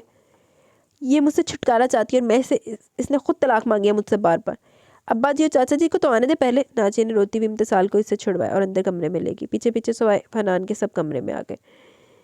प्लीज़ बेजी, आप यकीन करें, मैंने फ़ोन ज़रूर किया था मगर मेरा मकसद आप लोगों को बेइज्जत करना नहीं था। इम्तिसाल अंदर आकर बेजी के गले लगी। दिलशाद बेगम, सुल्ताना बेगम भी वहीं आ गई। नाजिया जल्दी से ग्लूकोज खोल के ले आई। पर धिये, तुम मुझसे तो कहती तो सही। हम लोग तो ज़मींदार होकर भी कचहरी अदालत से दूर रहते हैं। हम घर की बात बाहर नहीं निकलती। तूने पुत्र इतना बड़ा कदम उठा लिया। सुल्ताना बेगम को अफसोस हुआ था मगर बेजी ने इशारे से इन्हें मजीद कुछ कहने से रोक दिया। वो बेजी के सीने से लगी हुई आंसू बहाती रही। बेजी इसके बालों पर हाथ फेरते हुए जाने क्या क्या पटकर फूंकती रही। आहिस्ता आहिस्ता सब कमरे से बाहर चले गए ताकि वो भी थक कर चुप हो गई। बेजी ने इसे पानी का गिलास पकड़ाया। ठंडा पानी पीकर कुछ सुकून मिला। वो इनकी गोद में सरक कर लेट गई। एक बात सच सच बताएगी इम्तिसाल? बेजी ने इसके चेहरे को हाथ में मिल लिया। जी बेजी, क्या वाकई तुम इस घर से जाना चाहती हो? तुम्हें यहाँ किसी से उनसीयत नहीं हुई? मोहब्बतों में तो बड़ी कशिश होती है बेटा। ये तो अपनी तरफ खुद ब खुद खींचती हैं। मैं तो समझती थी कि तुम सिर्फ गुस्सा में ऐसा करती हो। आहिस्ता आहिस्ता हम सब की मोहब्बतें तुम्हें यहाँ जाने नहीं देंगी। तुम्हारे पाँव में जंजीर पड़ जाएगी मगर तुम। इसने आंखें खोल कर इनका चेहरा देखा। अल्लाह ने निकाह के 2 बोलों में अजीब असर रखा है। 2 अजनबियों को यूँ मिलाता है कि बाकी सारे रिश्ते इसे एक रिश्ते के सामने बेमानी हो जाते हैं। अल्लाह ने दुनिया में सबसे पहले आदम और हव्वा को उतारा था, एक खूबसूरत रिश्ते में बांध कर। आदम की बाएं पसली से हव्वा को पैदा किया इसके दिल के पास से, ताकि औरत दिल के करीब रहे। निकाह में बहुत ताकत रखती है इसने। कहने को तो एक कच्चा रिश्ता, कच्ची डोर जो कभी भी टूट सकती है, मगर जब दो दिलों में मोहब्बत का पौधा परवान चढ़ता है तो ये डोर नहीं आहनी जंजीर हो जाती है। तो बेटा, क्या तुझे उम्मैद से मोहब्बत नहीं हुई? और शौहर तो सर के ताज की तरह होता है जिससे औरत सज जाती है, और बेटा कोई कोई मर्द ही ऐसा होता है जो बस एक तक ही महदूद रहता है। इसकी खुशी इसके गम सब एक ही औरत से वाबस्ता होते हैं, और वही मर्द हीरा होता है। हीरे की कदर करनी चाहिए। वो नहीं जानती थी कि मोहब्बत क्या, इसने सिर्फ और सिर्फ अपने बाप की मोहब्बत देखी थी। आज़ाद, खुद मुख्तार और बंदिशों से दूर मोहब्बत। सुबह से शाम तक चंद जुमलों का तबादला इसकी शरियान में मोहब्बत उड़ा देता, और इस मोहब्बत के मुतालिक वो सवाए सर्द मोहरी और नागवारी के कोई रंग जानती न थी। मगर फिर भी जब वो बेजी के पास से उठी तो इसके अंदर एक जर्द सी धूप डेरा डाले मायूसी के पर फैला रही थी, मगर कहीं से दो खुशगवार आंखें से हौसला भी दे रही थी। बिला इरादा इसके कदम टेलीफोन स्टैंड की तरफ बढ़े और इसकी उंगलियां अमेरिकन एम्बेसी का नंबर डायल कर रही थी। इन कदमों की चाप के पिछले 1 घंटे से मुंतज़िर थी। ज़िंदगी में पहली बार इसकी समात एहसास होकर इस शख्स की चाप को सुन रही थी। जब इसका लंबा मजबूत सरापा अंदर दाखिल हुआ, वो अंधेरे कमरे में अंदर आया था। बेड पर बैठकर इसने जूते उतार कर शूज़ रैक में रखे, फिर वॉशरूम में चला गया। 10 मिनट बाद कपड़े चेंज करके वो दोबारा बेड पर बैठ गया। जब इसकी नज़र आंखों पर हाथ रखे सोती हुई इम्तिसाल की जानिब उठी।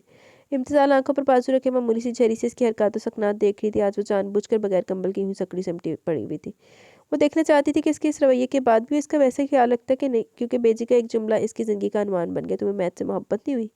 और इस एक जुमले ने इसके ठोर शख्स के कितने ही अंदाज याद करवा दिया। वो अधूरे ख्वाब से जागना नहीं चाहती थी, क्योंकि इस इनके अधूरे ख्वाबों की तशनगी ताउम्र दिल को तपते रेगिस्तान की तरह झुलसाए रखती है। मैथ बेड से नीचे उतर कर इसके करीब आ रहा था। इसके दिल की धड़कन बढ़ गई।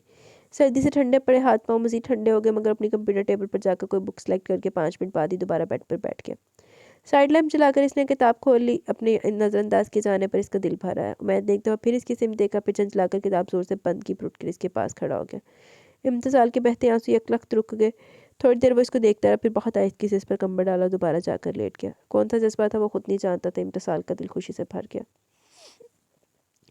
भीगा भीगा सा ये दिसंबर है, भीगी भीगी सी तन्हाई है, इन किताबों में जी नहीं लगता, हमको मिशाल की याद आई है। हनान की आवाज़ कमरे में गूंज रही थी। मिशाल इशफाक अहमद का तोता कहानी के लिए मुताला कर रही थी। देखे भाभी, किस कदर जालिम है ये लड़की। हनान ने इम्तिसाल को पुकारा, जो इसी वक्त मिशाल को ढूंढती अंदर आई थी। क्या जुल्म कर दिया? वो मिशाल के बराबर में बैठ के इसकी तरफ मतवज्जा हुई, जो मिशाल की गोद में रखी मूंगफली भी खाता जा रहा था। मुझसे ज़्यादा इसे तोता अजीज़ है। कब से कॉफ़ी का एक कप मांग रहा हूँ? हनान ने चले दिल से कहा। ख्वाम का झूठ मत बोलो, अभी मैंने तुम्हें कॉफ़ी बना कर दी थी। भाभी ये ऐसे ही तंग करता रहता है, सर्दियों में कॉफ़ी, गर्मियों में लस्सी। मिशाल किताब बंद करते हुए बोली, ये भी तो बताओ, बाहर में फूलों के बुके और ख़ज़ान में मोहब्बतों के खजाने भी तुम्हें देता हूँ। हनान बेबाकी से बोला। मिशाल के चेहरे पर बड़े खूबसूरत रंग बिखर गए। इम्तिसाल ने रश्क से इन दोनों को देखा। अगर तुम यहाँ से नहीं जाओगे तो मैं चली जाऊँगी। तुम्हारे कमरे में फ्लास्क भर के कॉफ़ी रखती है, मेरा दिमाग मत चाटो। मिशाल ने बाकायदा आंखें निकाल कर इसे घूरा और गोद में रखी मूंगफली की प्लेट पटक दी। देख ले भाभी, ये भी से इतना रोब रखती है। मेरी अम्मी तो बेचारी इसकी भोली सूरत पर ही निसार होगी। और तुम किस पर निसार हुए थे? इम्तिसाल ने दिलचस्पी से पूछा। हम तो प्लीज़ हनान, यहाँ से जाओ। हनान के कुछ कहने से पहले मिशाल ने घबरा कर इसे रोका। जो हुक्म हक में जनाब, सर तस्लीम में खम। वो कॉर्निश पे जा रहा था। मुस्कुराता वो फ़ौरन ही कमरे से निकल गया। बहुत मोहब्बत करता है तुमसे मिशाल। इम्तिसाल का लहजा बहुत अजीब सा था। पागल है ये तो। मिशाल की लापरवाही में भी अजीब सी आँच थी। कभी तुम्हें डांटता है, कभी किसी बात पर टोकता है? जाने में क्या उगलवाना चाहती थी। जी भाभी, मगर मैं इसके डांटने से पहले वो काम नहीं करती जो इसे पसंद ना हो। मुझे पता है वो क्या पसंद करता है, क्या नापसंद, और जो इसे पसंद होता है मैं अपना लेती हूँ, जो नापसंद इसे छोड़ देती हूँ। कभी इसने भी तुम्हारा इतना ख्याल किया तुम्हारी पसंद नापसंद का? बिल्कुल करता है भाभी। मुझे सिगरेट नहीं पसंद, इसने छोड़ दी। मुझे सफारी सूट नहीं पसंद, वो कभी नहीं पहनता। ताकि मैं सरसों का साग नहीं खाती, कड़वा होता है ना। और वो पसंद होने के बावजूद सरसों के साग को हाथ नहीं लगाता, चाहे मैं कितना ही कहूँ। मुझे आपकी तरह सेट किए हुए बाल अच्छे लगते हैं। मैंने सबने इजाज़त दे दी थी, मगर इसने कुछ नहीं कहा था। मगर मुझे पता था इसे लंबे बाल पसंद है, इसलिए ख़राब होने के बावजूद नहीं कटवाए। तुम्हें अफसोस नहीं हुआ कभी? इसने पूछा। इतने में नाजिया ने अंदर झाँका और खुद भी कुर्सी घसीट कर बैठ गई। किस बात का अफसोस भाभी? अफसोस और पछतावा वहाँ होता जहाँ आप दूसरे से मुखलिस ना हो। वो भी तो मेरी कई बातों खुद पर जबर करके मानता है ना, फिर मैं क्यों ना खुद को इसकी पसंद में ढाल लूँ। एक दफ़ा पता क्या हुआ? यूनिवर्सिटी फेलो था हमारा, इसने अपनी वालदा को यहाँ भेज दिया मेरे लिए। बस फिर तो हनान का पारा इतना चढ़ा कि मुझे भी खौफ महसूस होने लगा। वो तो बेजी के पीछे पड़ गया और अम्मी और चाची ने फ़ौरन बाजू चाचा जी से बात करके मंगनी कर दी, वरना पहले तो हम सबका ख्याल उमैद भाई की शादी या मंगनी का था। मिशाल मजे से बताते हुए प्लेट में रखी मूंगफलियाँ भी खाती जा रही थी। उमैद को कोई लड़की कभी पसंद नहीं आई? इसने डरते डरते पूछा। उमैद भाई? नाजिया ज़ोर से हंसी। इन्हें तो सीधी सादी लंबे बालों और चादरों से चारों चादरों से ढकी छुई मुई जैसी लड़कियां पसंद है, नाजिया ने हंसते हुए बताया। हालांकि मिशाल ने इसे रोकना चाहा, मगर अपनी असली लापरवाही से कह बैठी। फिर वो मुझ जैसी लड़की से शादी के लिए कैसे राज़ी हो गए? इसके अंदर कहीं कुछ टूटा था। हमारे यहाँ बड़ों की बात नहीं डाली जाती, ख़ासतौर पर बेजी की। नाजिया की बात सुनकर इसको अमेरिका के कई ओल्ड होम याद आए। जहाँ कितने बूढ़े ज़िंदगी और मौत की कश्मकश में मुब्तला अपने प्यारों अपनी औलादों के आने की घड़ियाँ गिनते थे। मशरक़ वाकई मशरक़ होता है, जहाँ बड़े बुज़ुर्गों के फ़ैसलों को इनके छोटे इज़्ज़त व तकरीम के साथ दिल से ना सिर्फ कबूल करते हैं बल्कि निभाते भी हैं, की कोशिश भी करते हैं, जहाँ इनके अपने कितने ख्वाब कितने अरमान रेज़ा रेज़ा होकर बिखरी क्यों ना जाए। ढलती शाम का मंजर बहुत खूबसूरत लग रहा था। सब लोग बाहर सहन में चारपाई और तख्त पर बराजमान थे और नाजे के हाथ का बना हुआ चने की दाल का हलवा प्लेटों में लिए खाने से ज़्यादा नुक्स निकालने में मसरूफ़ थे। नाजिया ने बनाया तो फिर नुक्स थे कटने सी। तख्त पर हस्बे मामूल पेजी तस्वीरें सबको मुस्कुराती नज़रों से देख रही थी। इनके पास ही इम्तिसाल बिल्कुल खामोश बैठी थी। दाएं तरफ चारपाई पर मुबीना अहमद और मुश्ताक अहमद बैठे थे, जबकि इससे कुछ फासले पर दिलशाद बेगम सुल्ताना बेगम सामने चौकी पर बैठी थी। बड़े बड़े दो मूड़ों पर नाजिया और उमैद बैठे थे। साथ ही मिशाल और हनान आमने सामने खड़े नाजिया पर कमेंट्स दे रहे थे, जबकि उमैद हाथ में प्लेट लिए सर झुकाए किसी सोच में गुम था। उमैद पुत्र, बेजी की आवाज़ पर वो चौंक कर इन्हें देखने लगा। शहर जाकर इम्तिसाल के लिए कुछ कपड़े वगैरह ले आओ, बल्कि इसी ले जाओ। अचानक ही बेजी ने अनोखी फरमाइश कर दी। उमैद ने लाइट ग्रीन स्कर्ट पहने, सुर्ख कश्मीरी शॉल ओढ़े, उंगलियां मसलती इम्तिसाल को देखा जो इसे देख रही थी। नजरें मिलने पर इसने दोबारा सर झुका लिया। बेजी, मेरा अपॉइंटमेंट लेटर आ गया, मुझे कराची में चार्टर्ड अकाउंटेंट की जॉब की ऑफर हुई है, रहाइश वगैरह वहीं होगी। बहुत ठहरे हुए संजीदा लहजे में कहते हुए उमैद ने सबको हैरान कर दिया। पहले तो ऐसा कोई जिक्र नहीं किया उमैद। मुबीना अहमद को शौक लगा। शौक में तो वो खुद भी थी। बहुत पहले इंटरव्यू दिया था, मुझे इल्म नहीं था कि कोई मस्बत जवाब आएगा। अब आया तो उमैद वजाहत देने और ना देने के दरमियान मौलक था। इम्तिसाल भी जाएगी तुम्हारे साथ? बेजी ने इस इस्तफसार पर हस्बे तवक्का उमैद की गर्दन नफ़ी में हिली। मगर उमैद पुत्र, जहाँ घर वाला होता वहीं इसकी। दिलशाद बेगम ने कुछ परेशानी के आलम में बेटे से कुछ कहना चाहा, मगर इसने बात काट दी। वहाँ फैमिली की रहाइश का बंदोबस्त नहीं है। मैंने फाइक चाचा से फ़ोन पर बात किया, वो आजकल में आ जाएंगे तो ये कुछ अर्सा वहाँ रह आएंगी। इसने इम्तिसाल की तरफ इशारा करके मजीद मालूमात फराहम की। डैड आएंगे? सर झुकाए बैठी इम्तिसाल यूँ बोली जैसे कोई अनहोनी बात हो, मगर मनसूनी करता लंबे लंबे डग भरता सीढ़ियाँ चढ़कर ऊपर चला गया। इम्तिसाल को यूँ लगा जैसे इसके दिल को कुछ हुआ। इसने घबराकर सबकी तरफ देखा। सब यूँ खामोश थे जैसे जादू की छड़ी के ज़रिए असर हो। आहिस्ता आहिस्ता एक एक करके सब उठकर इधर उधर हो गए। सिर्फ वो और बेजी तख्त पर बैठे रह गए। मैं जानती हूँ वो यहाँ नहीं आएगा। वो जो फैसला कर लेता फिर किसी की नहीं मानता। मगर पुत्र, तू अगर चाहे तो वो रुक जाएगा। मोहब्बत में बहुत ताकत है बेटा, तू बीवी है इसकी, अगर तू चाहे तो। बेजी के होंठ सरगोशी के अंदाज में हिल रहे थे, मगर इम्तिसाल की हसास समात एक एक लफ्ज़ अपने अंदर जज़ब कर रही थी। फिर बेजी ने वहीं तकिए पर सर रख कर आंखें मोड़ ली। वो यूं ही कितनी देर बैठी रही, फिर आहिस्ती से जलती हुई सीढ़ियाँ चढ़ने लगी। कमरे के दरवाजे पर लम्हा भर रुकी और फिर फ़ौरन अंदर चली गई। बेड पर एक छोटा सा ब्राउन अटैची केस रखा था। उमैद वार्डरोब खोले चीज़ें निकाल रहा था। एक पल को इसकी तरफ देखा और फिर कपड़ों के ढेर को बेड पर रखने लगा। वहीं खड़ी से देखती रही। उमैद ने वॉशरूम जाकर अपना टूथब्रश, तौलिया, शेविंग का सामान फिर बेड पर रखा। फिर अटैची केस खोलकर इसमें चीज़ें रखने लगा। इसके सांवले बालों से भरे मजबूत हाथ फोल्ड की हुई आस्तीन से बाहर थे। इसके दिल ने एकदम फरियाद शुरू कर दी। पता नहीं क्यों इसे यूँ लग रहा था जैसे बहुत कीमती चीज़ खोने जा रही है। मोहब्बत अपना आप कैसे और कब मनवाती है, इसका एहसास इसे अभी अभी और इसी लम्हे हुआ था। वो जो यहाँ से राह फरार ढूंढ रही थी, एकदम खुद को यहाँ की जंजीरों में जकड़ा खुश और मुतमिन महसूस करने लगी। इन मुतहरिक मजबूत हाथों में खुद को महफूज समझने लगी और ख्वाबों पर तो किसी की इजारादारी नहीं, सच संवर कर दिल में रह बैठते हैं। फाइक चाचा को मैंने फ़ोन कर दिया, वो तुम्हें ले जाएंगे। मैंने इन्हें समझा दिया, वो तुम्हें अमेरिका ले जाने पर राज़ी हो गया। अगर तुम कोई फ़ैसला करो तो मुझे इन्फॉर्म कर देना, मैं तुम्हें हर फैसला कबूल करने को तैयार हूँ। इम्तिसाल को लगा जैसे अचानक इसके इर्द गिर्द की फाती जंजीरें टूट कर गिर गई हो। वो कड़ी धूप में बेसाहिबान खड़ी हो। मेरा फ़ैसला आप मंजूर कर लेंगे? आंखों में कुछ चुभने लगा। कोई ख्वाब आंखों की दहलीज पर आ बैठा था। हाँ, मुझे तुम्हारा फ़ैसला बहुत पहले मंजूर कर लेना चाहिए था। मैंने भारी अटैची नीचे रखी और खुद बेड पर बैठ गया। मैं आपके आइडियल से कतई मैच नहीं रखती, कतई मेल नहीं रखती। हलक में भी कुछ अटकने लगा। हम दोनों एक दूसरे के आइडियल से मेल नहीं रखाते। आंखें और हलक आहिस्ता आहिस्ता नम होने लगे। इंसान खुद को बदलने की सलाहियत भी रखता है उमैद। आइडियल बनाने से ज़्यादा बनना अच्छा नहीं। इसकी बात पर उमैद ने इसके तरफ बगौर देखा। इसके चेहरे के तासुरात इसे खासे मुख्तलिफ लगे। कुछ घबराए, कुछ खो देने का खौफ लिए। सबसे ज़्यादा हैरान कुन इसकी पलकों का लरसना और ब्राउन आंखों में सुर्खी और मलाल के साथ साथ अजीब सा जज्बा था, जिसे वो कोई नाम नहीं देना चाहता था। इसके इस गलत वजह से देखने पर इसने अपनी पलकें झुका ली। आप चाहते कि मैं झुक जाऊँ? झुके सर लरसती पलकों के साथ इसके होंठ कप पाए थे। मैंने लंबा सा सांस खींचा। मैं किसी को झुकाना नहीं चाहता। सो जाओ, रात हो गई है। इसने तकिया सही किया और सर रख कर लेट गया। वो यूं ही खड़ी रही। कितनी देर वो मुंतज़िर मगर यूं ही साख थी। इसने दोबारा इसकी सिम देखा और फिर उठ बैठा। अगर मैं पढ़ा लिखा ना होता, मेरी फैमिली गरीब होती, तो मैं यहाँ आज़ादी ना होती, जब भी तुम्हारा फैसला यही होता। पता नहीं, मगर बेजी कहती है मोहब्बत में बहुत ताकत होती है और निकाह के बोल यूँ तो कच्चे धागे जैसे होते हैं, मगर मोहब्बत। वो ट्रांस की कैफियत में जाने के कहती कि इसने बात कर दी। तुम्हें किससे मोहब्बत हुई है जो तुम इस पेंडू, इस बैकवर्ड शख्स के साथ इस जाहलाना माहौल में रहना पसंद कर रही हो? اور بس یہاں آ کر وہ ہار گئی۔ جانے کہاں سے انا غیرت خودداری کی مضبوط بڑی بڑی اسی شخص کی جیسی دیواریں کھڑی ہوگی۔ وہ اتنا بے وقوف اور انجان تو نہ تھا کہ کچھ سمجھ نہ پاتا، پھر اس کے لبوں سے کیوں سننا چاہتا تھا؟ وہی بقول سارا ماما کے ایشیائی مردوں کی طرح اپنی انا کا پرچم سر بلند رکھنا اور خود کو مضبوط اور بڑا غیرت مند ظاہر کرنا۔ امتسال نے اس کے طنز کو بڑے صبر سے جھیلا اور چند قدموں کا فاصلہ طے کر کے ہمیشہ کی طرح کارپٹ پر رکھے تکیے اور کمبل کے پاس بیٹھ گئی۔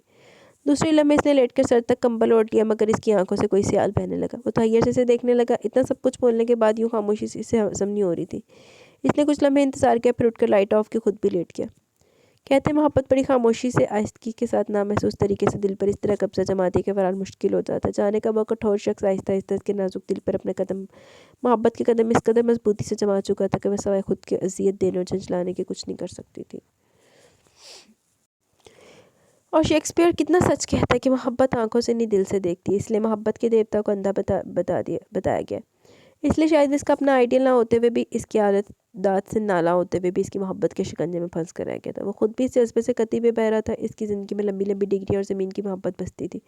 اس کے لیے گھر والے سب کچھ تھے۔ اس کی محبت کا دائرہ ہی انہی لوگوں کو تک محدود تھا۔ مگر کبھی کبھی ہوتا ہے نا کہ کسی کے خواب کی بے نام سیاہٹ دبے پاؤں دہر آتی ہے اور کوئی لاتعلق سا تعلق، کوئی انجانا سا خیال خواہشوں کی دہلیز پر آ کر بیٹھ جاتا ہے۔ اسے بھی ایسا ہی لگا تھا جب اس نے اسے پہلی مرتبہ دیکھا تھا۔ اس سے بے نیازی میں لپٹے ہوئے تعلق کو اس نے تھوڑی سی ہچکچاہٹ کے بعد دیرینہ اور مضبوط تعلق میں بدل لیا تھا۔ اس نرم و نازک لڑکی کے ناروا سلوک اور عادات کے باوجود اس نے کبھی اس سے علیحدگی کا نہیں سوچا۔ محبتوں پر بند باندھنا باقی دنیا کا مشکل ترین کام ہے۔ وہ کبھی اس لڑکی کا اسیر ہوا، اسے خود خبر نہیں ہوئی۔ شاید بیجی ٹھیک کہتی کہ نکاح کے بول میں بڑی طاقت ہے۔ رشتہ اللہ کو حاضر ناظر جان کر کیا جاتا ہے، اس لیے دل میں وسعت بھی خود بخود پیدا ہو جاتی ہے۔ اور یہ لڑکی جو آہستہ آہستہ خود بھی بدل گئی ہے اور اس کو بھی بدل دیا، کیا وہ اب اس کے بغیر رہ پاتا؟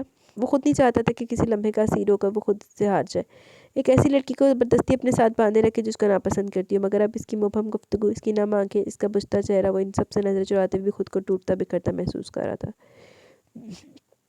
چاند کی دودھیا روشنی کھلی کھڑکی سے براہ راست اندر آ رہی تھی۔ اس نے چاند کی جانب کروٹ لی، نظریں بے اختیار سر تک کمبل تانے وجود پر پڑی جو دھیرے دھیرے ہل رہا تھا۔ امید بے ساختہ اٹھ کر اس کے پاس آیا، ہلکی ہلکی سسکیوں کی آواز سنائی دے رہی تھی۔ اور کہتے ہیں محبت لمحاتی فیصلہ ہوتی ہے جو تمام عمر پر محیط ہوتی ہے، اور وہ امید مبین احمد بھی اس لمحے کا اسیر ہو گیا۔ اس کے ہاتھ بے ساختہ ہی کمبل کی طرف بڑھے اور دوسرے لمحے روتی بھی لگتی آنسوں سے بھری آنکھیں حیرت سے کھولے امتسال اسے دیکھ رہی تھی۔ رو کیوں رہی ہو؟ امید کے لہجے میں ایسا کچھ ضرور تھا کہ امتسال ڈھنگ سے حیران بھی نہ ہو پائی۔ ڈیڈ یاد آ رہے ہیں؟ بلاخر اس نے جواب دیا۔ اس کی خوبصورت چمکتی ہوئی آنکھیں کم روشنی میں بھی نظر آ رہی تھی۔ کل یا پرسوں آ جائیں گے۔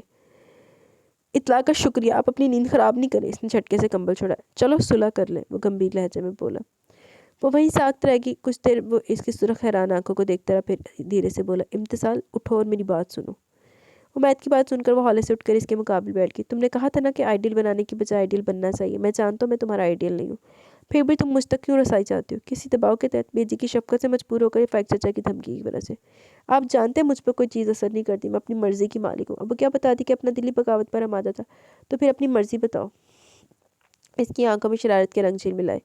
ضروری ہے کہ میں خود کہوں؟ وہ چڑ گئی، نظریں جھکائے ہونٹ کاٹنے لگی۔ چلو میں کہہ دیتا ہوں کہ امتسال امید احمد، تم مجھے اپنی تمام تر بدتمیزیوں اور زبان درازی کے ساتھ منظور ہو۔ اس کے سنجیدہ طرز تخاطب پر امتسال نے اس کی طرف نظر اٹھائی۔ میں پوچھ سکتی ہوں کیوں؟ دل میں آیا سوال لبوں سے بے ادا ہو گیا۔ ضروری تو نہیں کہ میں خود کہوں، جواب لوٹایا گیا، ساتھ ہی گھنی مونچھوں تلے لب بھی مسکرا دیے۔ وہ خاموشی۔ میں کل چلا جاؤں گا، اگر تم چاہو تو مجھے روک سکتی ہو۔ فرمائش کی۔ میں کون ہوتی ہوں روکنے والی؟ وہ خفگی سے بولی۔ میری بیوی، بلکہ میری جان۔ اس سنجیدہ کٹھور شخص کا انداز گفتگو حقیقتاً اسے حیران کر رہا تھا۔ اوکے اٹھو، بیجی کے پاس چلتے ہیں، انہیں ساری بات بتا کر اپنے ولیمے کی تاریخ دے آتے ہیں۔ ویسے بھی فائق چاچا آنے والے ہیں۔ اتنی رات کے؟ امتسال نے گھڑی پر نظر ڈالی جو 3 بجا رہی تھی۔ اچھا تو چلو فیوچر پلاننگ کر لیتے ہیں۔ سب سے پہلے تو مجھے تمہارا یہ خون خوار رویہ پسند نہیں، دوسرا تمہارا مغربی لباس، تیسرا تمہاری زبان، چوتھا یہ کیوں نہیں کہتے کہ میں ہی پسند نہیں پسند؟ اتنی لمبی چوڑی چارٹ شیٹ پر وہ بل بلا کے وہ پہلی دفعہ کہہ بار ہوا۔ کبھی مجھے اپنی پسند کے کپڑے لا کر دیے؟ کبھی اپنے فرائض ادا کیے؟ اسے بھی کئی شکایتیں یاد آ گئی۔ سنو، امید اس کا ہاتھ تھام کر بولا۔ اس کا لہجہ گمبھیر تھا اور چہرہ اپنائیت کے رنگوں سے سج گیا۔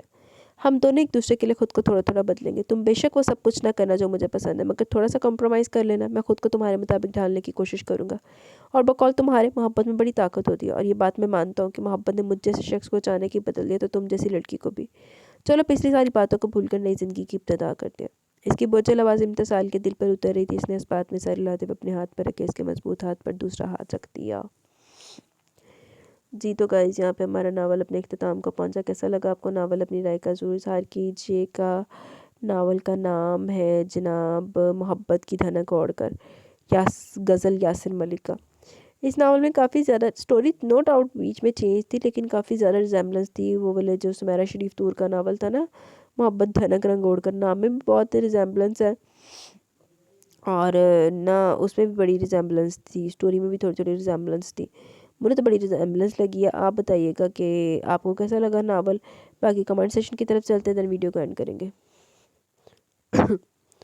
گلو گارڈن وزیش congratulation dear for 5K. Thank you very much. Zainab Sajjad وعلیکم السلام. آپ بھی اللہ تعالیٰ آپ کو صحت دے، آمین. جی دعاؤں میں یاد رکھیں، بس طبیعت سیٹ ہو جائے. پہلے سے کافی بہتر ہے لیکن مکمل طور پر ٹھیک ہو جائے. اور یہ تو ہو ہی نہیں سکتا کہ آپ کوئی ناول ریڈ کرو وہ اچھا نہ لگے. امپاسبل.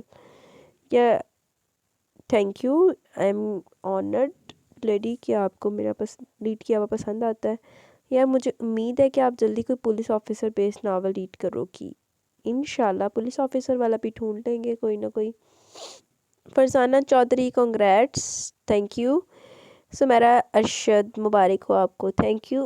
سمیرہ آپ کب نظر آتی ہیں؟ پہلے آپ کے کمنٹس ہوتے تھے لازمی، بے شک تھوڑے تھوڑے ہوتے تھے، لیکن اب آپ کا کمنٹ کافی ٹائم بعد نظر آیا مجھے. نئے NYB congratulation dear for 5K. Thank you very much. اللہ آپ کو کامیاب کرے، اللہ آپ کے ڈریمز پورے کرے، آپ کو خوشی دیں، آمین ثم آمین. جی دعاؤں میں یاد رکھنے کا بہت شکریہ. آپ بھی اب بہت کم نظر آتی ہیں، پتہ نہیں آپ نے ناول سننے چھوڑ دی ہیں. کبھی کبھی نظر آتی ہیں، زیادہ نہیں نظر آتی ہیں. NYB نایاب شاید. سائم وحید وعلیکم السلام. الحمدللہ میں ٹھیک ہوں. طبیعت پہلے سے کافی بہتر ہے، بس دعا کریں اور ٹھیک ہو جائے. ریان وعلیکم السلام. Congratulations for 5K subscriber. Thank you. ماشاءاللہ، اللہ آپ کو اسی طرح کامیابی عطا کریں، آمین ثم آمین. صحت کا خیال رکھیں. ہاں جی ٹرائی تو کر رہی ہوں، میڈیسن بھی پراپر لے رہی ہوں، سارا کچھ کر رہی ہوں، تو بھی دیکھتے ہیں. بس آپ کو پتہ ہے جب آج کل کا موسم ہی ایسا چل رہا ہے نا، تو پھر ایسا ہی ہوتا ہے. باقی یہ نہیں ہے کہ میں کیئر نہیں کرتی یا میں سردی وغیرہ میں ویسے کہیں باہر نکل جاتی ہوں، میں ایسا نہیں کرتی. میں بہت خیال رکھتی ہوں، مجھے ٹھنڈ بہت لگتی ہے. Syed Zeeshan congratulations, keep it up. Thank you. بہت زبردست. اب جلدی اپنی طبیعت ٹھیک کر لو انشاءاللہ. بس دعا میں یاد رکھیں کہ طبیعت صحیح ہو جائے. پرسوں سے پہلے تو ہو ہی جائے نا. اب برتھ ڈے پہ بندہ بیمار اچھا لگتا ہے؟ اگلے سال سال خراب رہ لے، اگلے سال صحیح ہو جائے. ملک صبا وعلیکم السلام. ناول بہت زیادہ انٹرسٹنگ تھا، سٹوری بہت انٹرسٹنگ تھی. غزل کا کریکٹر بیسٹ تھا، بیچاری کتنی معصوم سی تھی، اور صدیقہ کا کریکٹر بھی اچھا تھا. ان دونوں کے ساتھ ہی برا ہوا. تو اور کی غزل میں نہیں غزل پسند آئی سی. فارس کے ساتھ عجیب انسان تھا، اس نے بیچاری غزل سے بدلہ لیا جبکہ وہ تو بے قصور تھی بیچاری. لیکن فارس نے اس سے معافی نہیں مانگی جو اس نے اس کے ساتھ کیا اس کے لیے. مجھے بھی اس چیز کا بہت غصہ تھا، لیکن غزل پھر بھی سب کچھ برداشت کرتی ہے. شکر ہے کہ وہ اینڈ پر ٹھیک ہو گیا اور غزل کا خیال بھی رکھ رہا تھا، اور بیچاری غزل اس پہ خوش تھی. ویسے فارس کو یہ نے جو کیا وہ غلط کیا، اس کے ساتھ کرنا نہیں چاہیے تھا. تو اور کی ایک تو بغیرتیاں ماریاں، تو پھر معافی بھی نہیں مانگی. شیلا کا کریکٹر اچھا نہیں لگا مجھے، جو غزل کے بھائی کی بیوی تھی. ہائے اللہ، میرے کان بھی کچھ ہو گیا. ایک منٹ یار، ابھی ہاتھ لگا ہے، مجھے لگتا ہے کان میں بھی کوئی دانہ شانہ نکلا ہے. پتہ نہیں، میں تو آج کل نا مین ہو واز ہاسپٹل بنی پڑی ہوں. کدھر گیا؟ اوورال ناول بہت مزے کا تھا. مینی کنگریچولیشنز آپ کو. Thank you very much.